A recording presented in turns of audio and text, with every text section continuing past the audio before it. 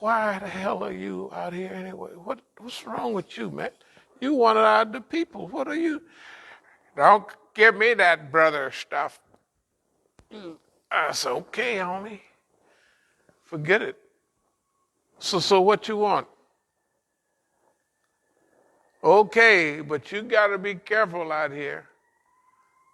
I say, if I run off from a penitentiary, y'all got a lot of Texas penitentiaries, I'd have enough sense not to be running now on Highway I-10. Isn't this I-10? It's like I-80, I-90, I-70 out there. I said, is this sort of business highways in the United States? I said, if I run off from it, I know y'all got a lot of penitentiary down here, but I'd have enough sense to walk through some woods or something than to be running up and down the doggone highway, anyway, with hand weights on and plastic. But that's the way people treat you. Anyway, Department of Visionary Science. Department of African and Asian Studies. African and Asian Studies. See, a lot of things we have to teach people too. We have to teach Chinamans, okay, you guys are nice. Go back to China. Leave Africa alone. Send a little help here and there. Maybe 2 or 3 of you stay behind, but they're going back home. Why should we go back home? I said, because you work harder. The Africans they don't work that hard, they don't study that hard. If you come here, what kind of stores you're selling Chinese noodles to Africans, and the Africans can't sell ugali. You know what ugali is? That's what they eat. Now they're eating this crap potato chips. Why would next week Africans gonna be having ulcers, headaches, and everything from eating the crap you produce? Because you got to produce it, seal it up in a package, put some preservatives in there, so it'll last 2-3 weeks or 2-3 years. Whatever you do, it's not good for them. It's not good for you either. But you follow that American model. You have to go home. Chinamen go home, like a white man go home, whatever they say, No, China is doing good, but it's slipping that you start smelling yourself, and then after a while, all that good stuff. If we catch it now, it's fine. But go back home and help Dr. So Ing Bong Tong, somebody, help him. No, help him. He done developed seawater rice. Rice that he's developing that, and it's good. Okay, now, and China then did stuff with the land. Go help and, do away with desertification, and all of that, and help irrigate China. And you only use 1/3 of it. So go fix the other 2/3 up. The Gobi Desert, all that, you don't use it. Go fix it up. Go back to China and do it. Leave the African alone. And don't bribe these African leaders. They'll sell each other out for a little or nothing. And the stuff that other people, foreigners, have done in Africa is unbelievable. I mean, the stuff that the Africans do to each other now is a European invention. When Africans used to fight each other in little wars, little tribal wars, if you got caught, you just had to go and be a servant for that tribe. Yeah, but you're gonna live there, work there. You probably get married in that tribe, and your tribe is right across the street. You can run off anytime you want, right, and go back home. But the rule was, okay, we captured you, but now them child soldiers they slaughter, they get them high off all. This stuff that they're doing to the African mind is unbelievable. Remember, the weaker you are, the more susceptible you are. That's why black people in America are more susceptible to the harms of drugs and everything. But white people now, America need our help, man. The world need our help. And that's why uh, we're a world community. Because, see, we've studied the world, we've lived around the world, we've visited around the world, even today, right now. We haven't been nowhere in a little while, but who needs to go every week, right? Department of Visionary Science. So in our university.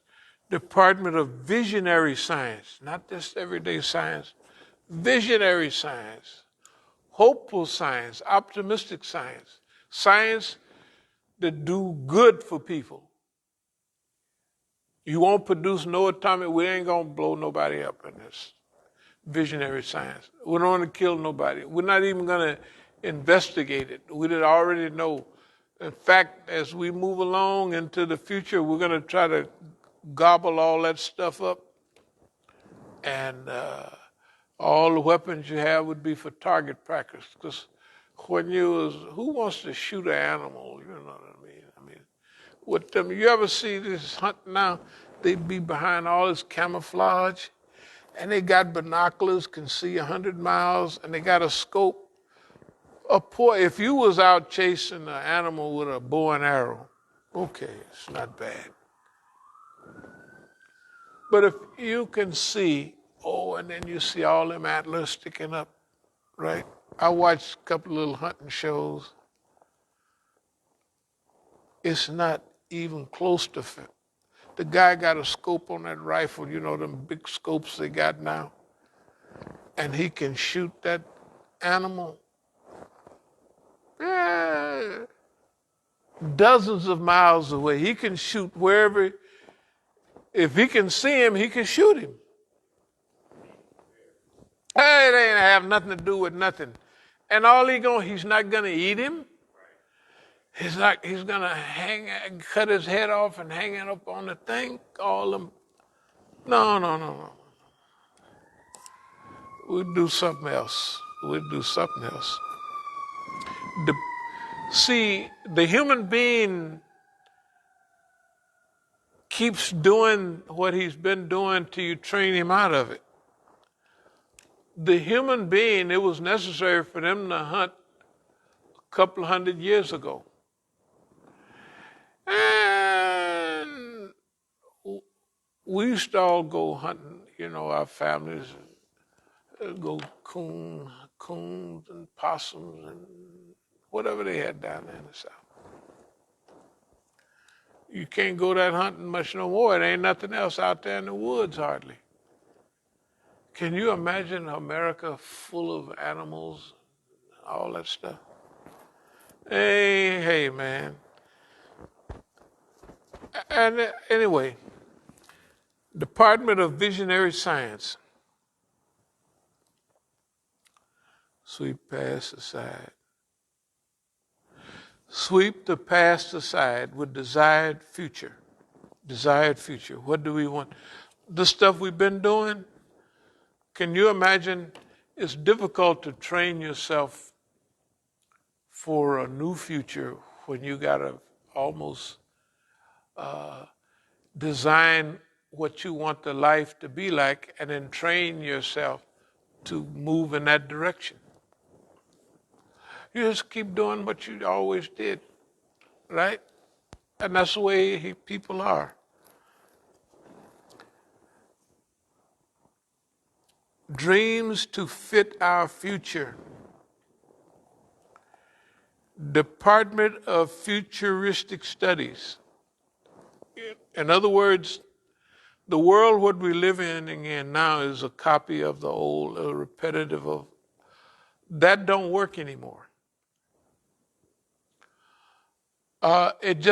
We got too many people to live the way we've been living. So probably we can ease down on population because population it's just too many people for the earth. Well, we kind of cooled down a little bit, whatever it is. But we got science that can help that. And if you want to cut down on the population, make people richer. Wealthy people have too much to do, and they don't want kids. They get selfish. Kids, you know, ugh. You know, the wealthier the people get, less children they have, right? Nowadays, okay. So you don't have to use a lot of population control. Just make sure people get not the stuff, useless stuff, but we got to not make, but prioritize what's good in the world. You know what I mean? Now it's still.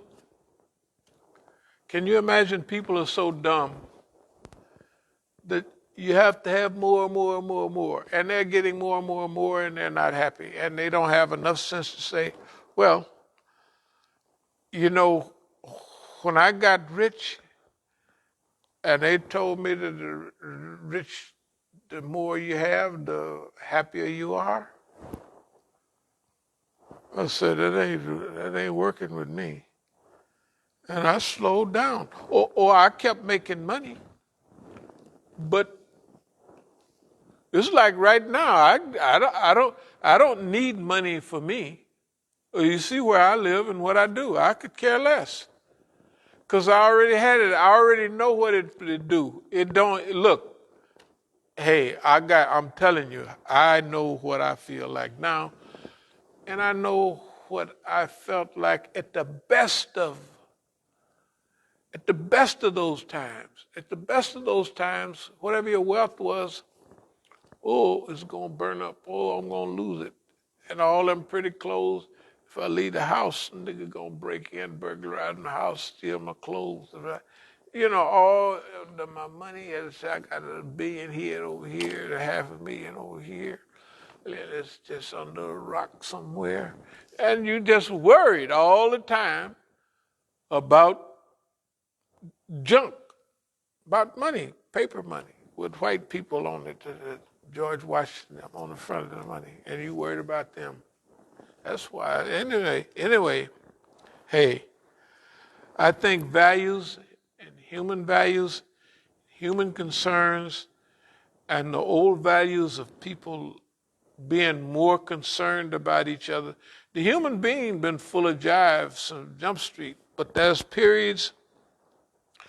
certain size communities that are conducive to where everybody know each other, they know their good points, their bad points, and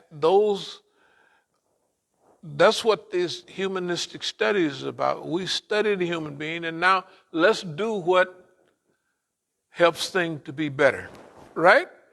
Yeah, not with what we're doing stuff. There's so many cars, the people don't drive them. Right? There's so many, all of this stuff, it's not of any use. And it's doing more harm than good. I'll speed up. Department of Climactic and Implementation Studies. Remember, we got this word implementation. The study of climate, but how are we gonna, what are we gonna do? We're gonna study climate. That's what the department, but implement, you can't just study it. It's like the dummies and they become a PhD on this, that, and other, and they don't know nothing about it. Not at our joint. You're going to have to work in that environment. If you're taking forestry studies, okay, you can have 6 months study of forestry, but you got the rest of the 4 or 5 years, you got to be out in the forest, right? Yeah, and studying and writing and ideas and meeting on now this part of the forest, what can we do that helps this part of the forest be better?